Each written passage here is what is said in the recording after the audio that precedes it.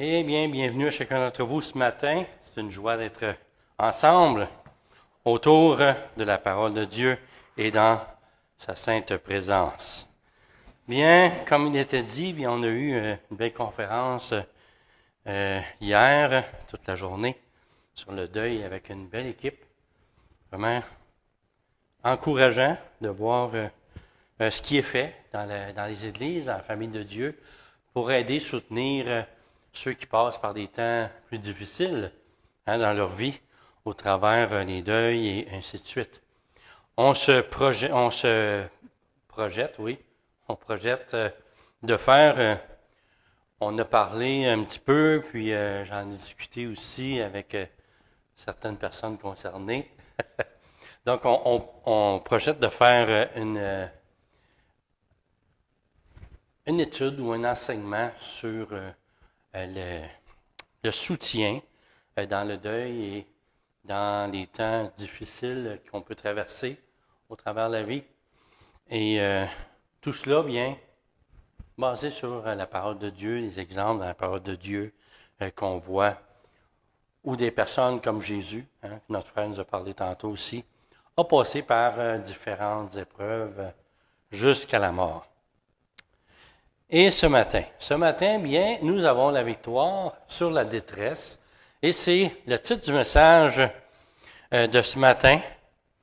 Et l'Épître aux Romains. Et comme je disais, bien, on prend les textes majoritairement dans l'Épître aux Romains. Et c'est sûr qu'on a d'autres références qui viennent s'attacher parce que Paul a écrit sur des points assez pointilleux ou pointus sur des sujets, mais il les a aussi expliqués dans d'autres évangiles, mais d'autres épîtres qu'on peut se référer aussi pour bien comprendre le sujet. Donc, ce matin, la détresse et l'angoisse. Oh! Est-ce qu'il y a quelqu'un qui n'a jamais vécu de détresse ou d'angoisse?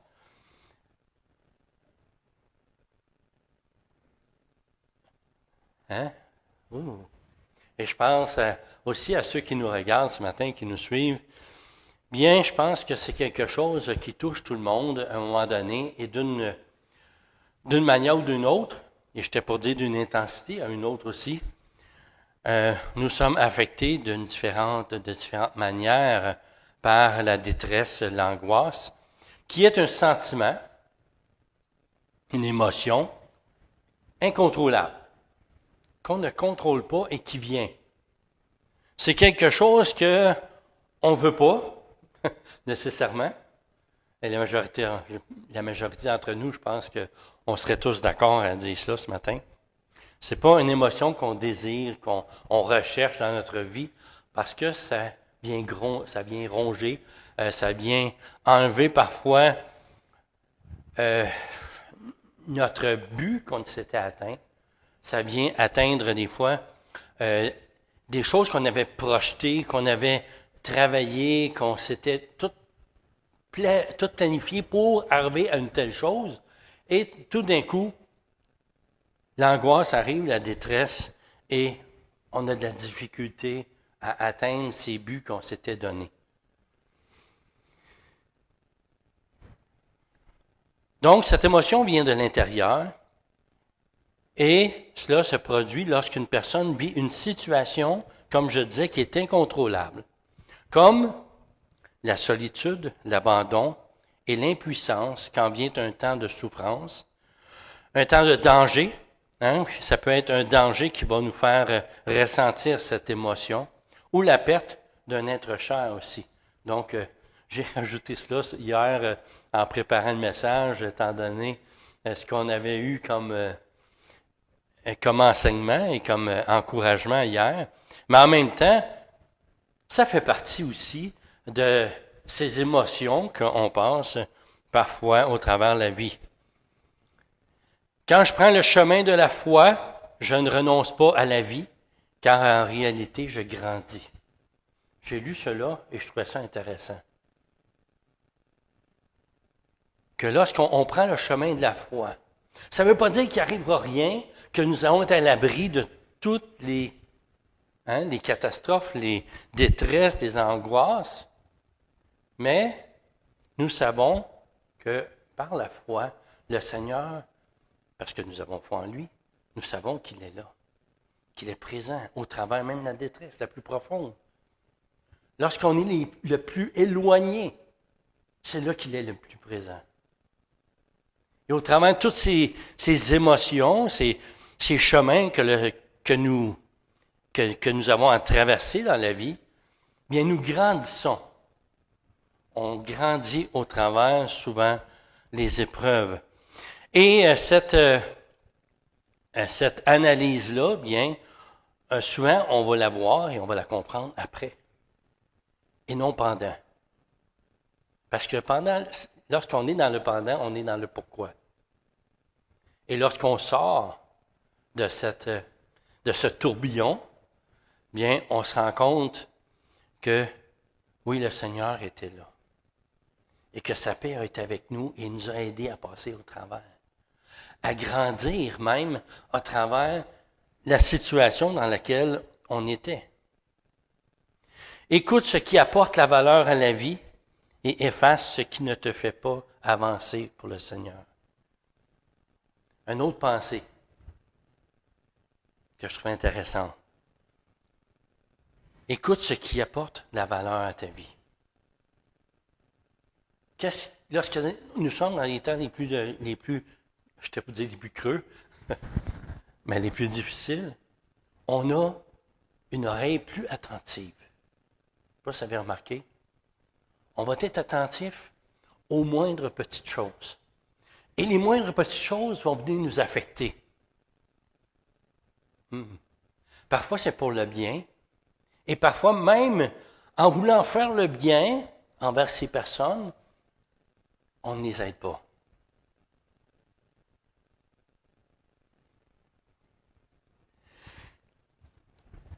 C'est notre devoir de rendre notre vie abondante et puissante dans le Seigneur. Cela même quand nous vivons que nous avons à affronter et à traverser des défis, même les plus profonds. Même dans les temps les plus profonds, ce n'est pas le temps de s'éloigner du Seigneur, de s'éloigner de la foi, de chercher par nous-mêmes des moyens de nous en sortir. Parce que souvent, le Seigneur va permettre ces temps-là afin qu'on fasse quoi? Qu'on s'approche de lui. Est-ce que nous sommes les seuls à vivre des situations de détresse, d'angoisse? Non. La parole de Dieu en est remplie de personnes qui ont passé par des temps difficiles. Mais tous ont gardé la foi. Bien que ça a été difficile, ils ont gardé cette espérance et cette assurance que le Seigneur était là à chaque instant, à chaque moment, qu'il ne les avait pas abandonnés.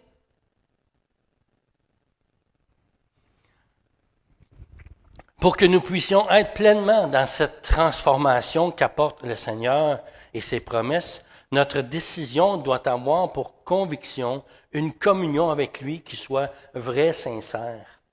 Vraie et sincère. Et à travers ces épreuves, souvent, c'est cela qu'on doit aller chercher. Combien de personnes on a perdu dans le corps du Seigneur, dans le corps de Christ, dans l'Église, qui ont baissé les bras face à la tempête, face à différentes épreuves qu'ils ont dû faire face dans leur vie. Donc le Seigneur, au travers tout cela, ce qu'il recherche, c'est qu'on s'approche de lui. C'est qu'on le cherche davantage. Je remarque, rendu là ce matin, qu'au travers des derniers messages, c'est la pensée de Dieu. Au travers la foi, au travers tout ce que le Seigneur fait dans notre vie, accompli, il va nous donner la force de passer au travers afin qu'on le glorifie, afin qu'on lui rende gloire. Non pour nous éloigner et non pour nous perdre, Parce que ce n'est pas le Dieu qu'on sert. Ce n'est pas un Dieu qui a une verge comme un juge et qui ne fait que frapper. Mais c'est aussi un ami, un frère. C'est aussi celui en qui on peut compter dans toutes les circonstances de notre vie. Encore plus que notre conjoint ou notre conjointe ce matin. Parce que un jour, le Seigneur va les appeler à sa présence. Et c'est ce qui relevait, ce qui était mentionné aussi hier. Qu'est-ce qu'il va rester lorsque l'autre va partir? De ma relation avec le Seigneur. La semaine passée, je parlais, si le pasteur s'en va, qu'est-ce qu'il va devenir de notre relation avec Dieu? Et ce matin, si mon conjoint, ma conjointe s'en va, qu'est-ce qui va rester de ma relation avec Dieu? On s'en va de plus en plus personnel. Et c'est un Dieu personnel que nous servons. Le Seigneur est venu pour chacun de nous, en particulier. C'est la parole qui nous dit. Et nous serons jugés, chacun en particulier devant lui. Nous allons tous passer devant le tribunal de Christ. Chacun, pour notre part, nous allons avoir un compte devant Dieu. C'est pas l'autre. C'est pas l'autre qui va déterminer si j'ai ma place dans la présence de Dieu ce matin. On se comprend bien? C'est pas mon parent, mon enfant, ou le pasteur, ou un ami, qui va faire que je vais rentrer en présence de Dieu. C'est Jésus seul qui fait la différence. C'est lui qui fait la différence dans une vie, dans notre vie. Parce qu'il est là à chaque jour et il sera là pour l'éternité. À qui je veux m'attacher? À lui. À lui. Et nous avons tous, frères et sœurs, ce même mandat, cette même mission de faire grandir notre relation avec Dieu en Jésus-Christ. Il n'y a personne ce matin qui se soustrait de cela. Et le Seigneur nous a placés en communauté afin qu'on s'édifie les uns les autres, qu'on s'encourage les uns les autres. Dans quoi? Dans cette communion avec Dieu. Pas en se tapant sur l'épaule, « Ah, bravo, t'es tellement bon, tellement fin. » Ça fait monter l'orgueil qui est un peu moins bon. Parce que si on suit au proverbe, hein, si quelqu'un devient orgueilleux, bien Dieu va le remettre à sa place. Donc, nous allons voir ce matin dans cet épître romain que la foi, l'espérance et la grâce que nous avons, ainsi que la bonne nouvelle de Jésus-Christ, vient remplacer la détresse et délivrer de la culpabilité. Pour remplacer cela, en donnant un nouveau but d'apporter l'espoir dans le monde. Bien que le Seigneur est venu et nous a donné cet espoir, nous a donné cette relation avec lui, et qui est parfaite, disons-le, l'Église n'est pas parfaite. Chercher une Église parfaite n'est pas ici.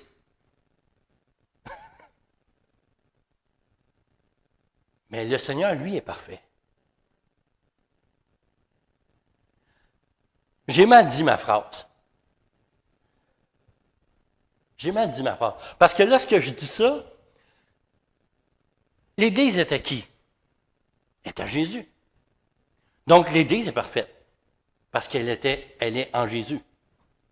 Ce sont les hommes qui sont partis de l'Église qui ne sont pas parfaits. Hein, c'est mieux dit. Parce que des fois, j'entends cette phrase-là, et moi-même, des fois, ça sort comme ça, puis là, je pense à moi-même, je dis pas bien les choses, et souvent, on ne dit pas bien les choses. Parce que l'Église du Seigneur, elle est parfaite parce qu'elle est du Seigneur. Elle est en Jésus, et Jésus est parfait. Ce qui est imparfait, c'est nous, qui sommes le corps, les membres, hein? Nous ne sommes pas la tête. C'est Jésus qui est la tête du corps. Heureusement. Et merci Seigneur, parce que c'est lui qu'on suit. Et le Seigneur a fourni et a donné des sous-bergers afin de encourager, afin d'emmener l'Église du Seigneur dans l'enseignement de la bonne nouvelle de Jésus-Christ. Donc, je nous propose de regarder l'Épître aux Romains sur cet angle en prenant pour ancrage ce que les Écritures nous demandent afin d'atteindre une relation saine avec Jésus et une vie chrétienne épanouie, croissante, fructueuse dans les mains du Seigneur. Il y a tellement de points qu'on pourrait regarder dans cette épître. J'en ai parlé un petit peu la semaine dernière, en introduction. Mais le Seigneur me dirigeait ce matin dans cette direction-là. Parce que,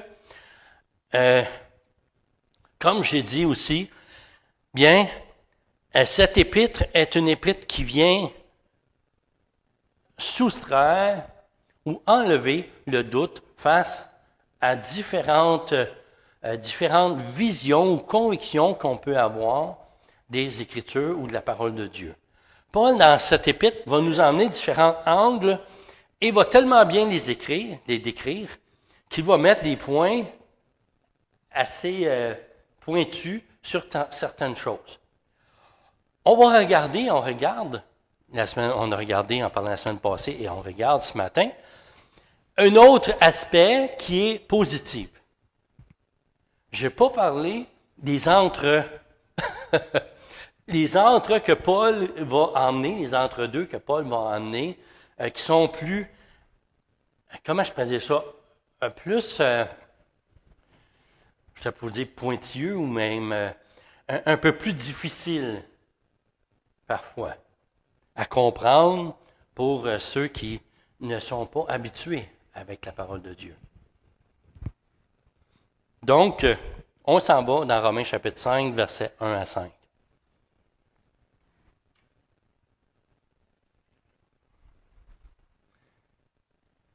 Romains chapitre 5, versets 1 à 5. Paul nous dira ici, étant donc justifiés par la foi, nous avons la paix avec Dieu, par notre Seigneur Jésus-Christ. Donc, nous sommes justifiés par la foi devant Dieu. Et nous avons cette paix parfaite avec lui, avec Dieu. Comment? Par la foi en notre Seigneur Jésus-Christ. Et ça fait partie de la première partie de la semaine passée qu'on a vue ensemble. Maintenant, à qui nous devons d'avoir eu par la foi accès à cette grâce dans laquelle nous demeurons fermes. Et nous nous glorifions dans l'espérance de la gloire de Dieu. Et non dans une espérance qui est humaine, mais dans celle qui est dans la gloire de Dieu, son Fils. Bien plus, verset 3. Nous nous glorifions même dans les afflictions, sachant que l'affliction produit la persévérance. La persévérance va amener la victoire dans l'épreuve. Et cette victoire va nous ramener l'espérance. Nous ramène dans l'espérance. Or, l'espérance ne trompe point, parce que l'amour de Dieu est répandu dans nos cœurs par l'Esprit Saint, ou par le Saint-Esprit, qui nous a été donné. Amen. Donc, nous voyons ici l'œuvre de l'Esprit qui vient et qui fortifie, qui amène la victoire à tous ceux et celles qui se confient en Jésus, qui vont chercher leur paix dans la détresse, dans le Seigneur Jésus. Je dirais que la meilleure manière de passer au travers des temps de détresse, c'est de se tenir dans l'amour et la paix de Dieu que nous avons en Jésus-Christ. Sans cette paix et cet amour de Dieu, le cœur est livré à lui-même et à ses penchants, à ses pensées.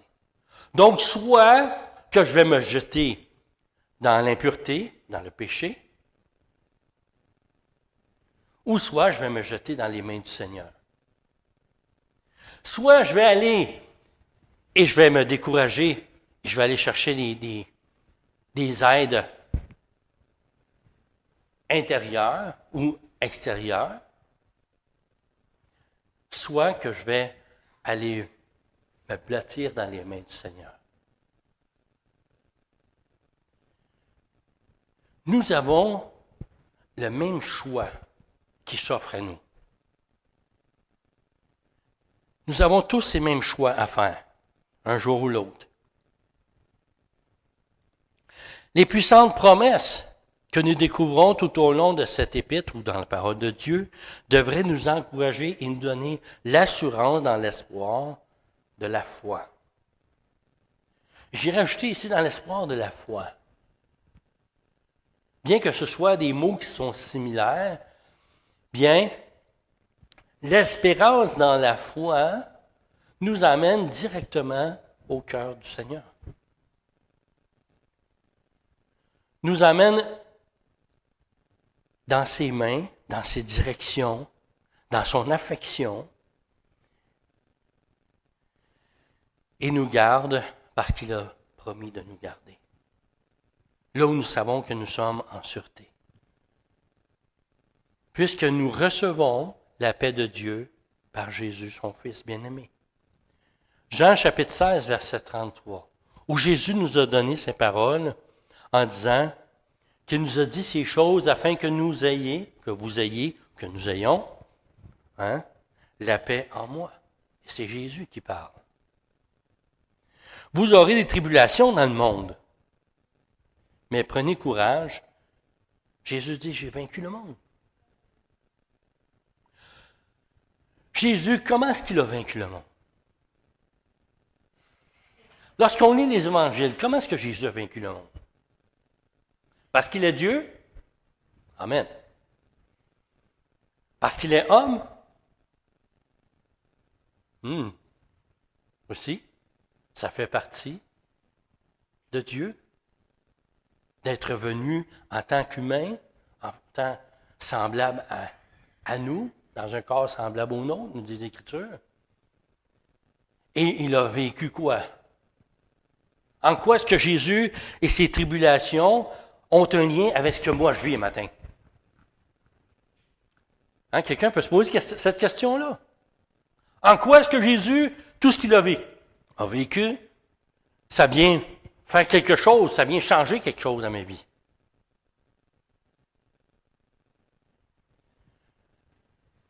La meilleure réponse que j'aurais à vous donner, c'est par l'Esprit. C'est par l'Esprit que Jésus passe au travers. Quand reçut Jésus au début de son ministère, le Saint-Esprit est descendu sur lui. Et une voix s'est fait entendre du ciel, disant, voici mon Fils bien-aimé, celui en qui j'ai mis toute mon affection. Ça vient changer quelque chose dans ma vie. Parce que nous avons les mêmes promesses. Le Saint-Esprit, lorsqu'il vient dans notre cœur, qu'il vient dans notre vie, Dieu vient apposer son sceau dans notre vie. Et c'est par cela, frères et sœurs, que nous sommes victorieux. Nous avons déjà la victoire et nous voyons cette victoire que Jésus a eue qui peut nous aider dans nos tribulations, nous aussi, dans nos défis. Jésus a vécu quoi? L'injure. Jésus a vécu la solitude. Qu'est-ce qui a fait le plus mal à Jésus? Être séparé de son Père. Lorsqu'il était dans le jardin, c'était sa pensée. Et je crois que c'est cette pensée-là qui venait le troubler le plus. Bien qu'il s'en ait fait pour ses amis, ses frères, pour ceux qui étaient avec lui, ses disciples. Ce qui devait lui faire le plus mal, c'est d'être séparé depuis toute éternité qu'il était Dieu, qu'il était avec son Père. Et voici que pendant un instant, il a été séparé de son Père.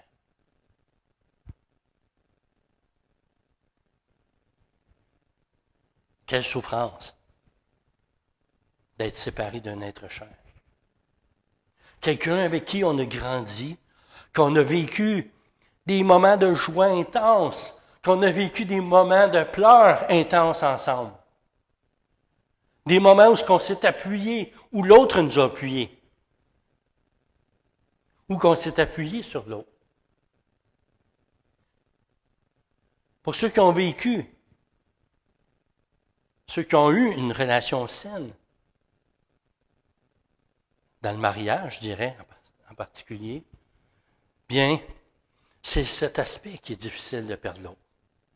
Et ça prend un certain temps de deuil.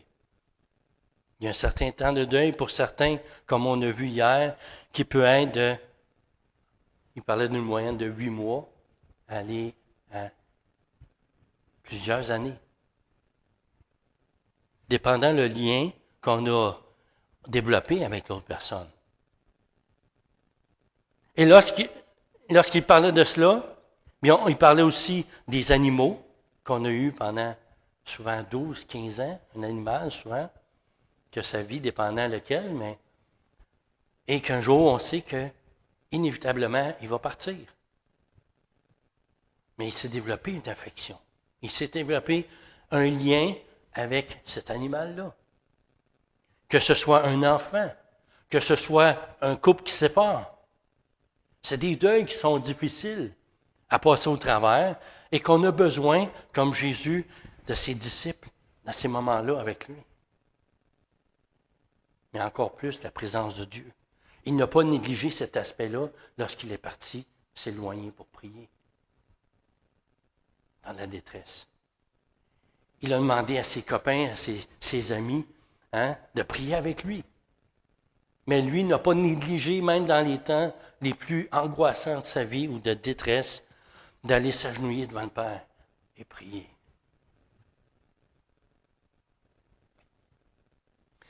Frères et sœurs, dans ce monde, nous avons tous besoin de l'amour de Dieu et de la paix du Seigneur, afin d'avoir la victoire dans les épreuves, car notre espérance repose sur sa grâce et son amour. Puisqu'il m'a aimé et t'a aimé aujourd'hui et éternellement. Lui ne t'abandonnera jamais. Il va toujours t'aimer également.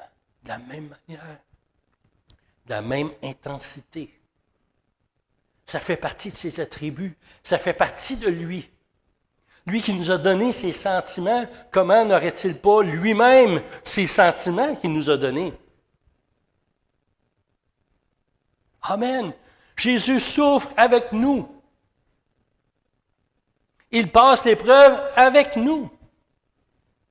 Il ne se déconnecte pas là, quand ça va pas bien. Là. Tu sais, comme une bouilloire, là. Elle est rendue assez chaude. Je déploie, moi je m'en vais. Non, le Seigneur va rester là jusqu'au bout. Jusqu'au bout et pour l'éternité. Il va rester branché. Certaines personnes viennent au Seigneur, puis ils prennent la prise, puis ils la mettent à côté de l'embranchement, de ce que tu branches, puis ils la laissent à côté. Il dit, je le connais, le Seigneur. Je connais ce qu'il peut faire. Je connais sa parole, la parole. Je connais la présence de Dieu. Mais je ne vais pas me brancher. Qu'est-ce qu'on attend pour se brancher avec le Seigneur? Il y a des personnes qui connaissent la parole de Dieu, sont même là dans les églises. Mais ils ne veulent pas s'investir, ils ne veulent pas avancer, ils ne veulent pas se brancher. Ils veulent rester à côté de la prise. On ne grandit pas à côté de la prise. On ne connaît pas l'amour intense. Cette paix intense que nous pouvons découvrir avec le Seigneur, cette relation que Dieu veut avec nous. Tant et aussi longtemps qu'on n'est pas branché à lui. Bien qu'on soit proche, le courant ne passe pas. C'est comme ça que ça marche. Tu auras beau avoir la meilleure branche avec les plus belles qualités du monde. Si elle n'est pas branchée au Seigneur, ces qualités ne servent à rien. Ou ne servent pas au Seigneur. Romains chapitre 15, verset 13. Et ici, lorsque je disais ce texte, j'avais à cœur de regarder et de vous amener aussi, de partager avec vous, différentes traductions. de Romains chapitre 15, verset 13. J'aime faire ça lorsque je veux découvrir en plus en profondeur qu'est-ce que le Seigneur veut dire à travers un passage et ainsi de suite. Donc, je vais chercher différentes traductions, je vais chercher dans le grec ou l'hébreu, je vais chercher dans différentes traductions qu'on a, souvent Sommeur, français courant, et ainsi de suite. Et nous, on aime bien servir de Louis II, mais... Et j'ai mis tout ça ensemble. Hein? Donc, je vais vous lire ce que ça donne. Que le Dieu de l'espérance, qui est l'auteur de cette espérance, vous remplisse et vous comble de toute joie et de toute paix parfaite. Wow! Dans la foi, à cause de votre confiance en lui. Ainsi, votre cœur débordera d'espérance pour que vous abondiez en espérance, ou afin que vous soyez riches d'espérance, par la puissance du Saint-Esprit. Que vient faire le Saint-Esprit dans ma vie? Lui qui est le souffle de Dieu. Hein? Lui qui est cette présence de Dieu qu'on recherche tant. Il vient insuffler en nous la parole qui transforme. Il vient insuffler en nous cette parole qui va transformer mon cœur et ma vie ce matin. Afin de la rendre parfaite devant Dieu. Vous savez que nous sommes des instruments dans les mains de Dieu. Bien que ces instruments ne soient pas parfaits, ou soient fragiles aussi, comme on voit le vase, hein, que notre vie est comme un vase aussi, et une sculpture que Dieu a fait, l'argile, elle est fragile.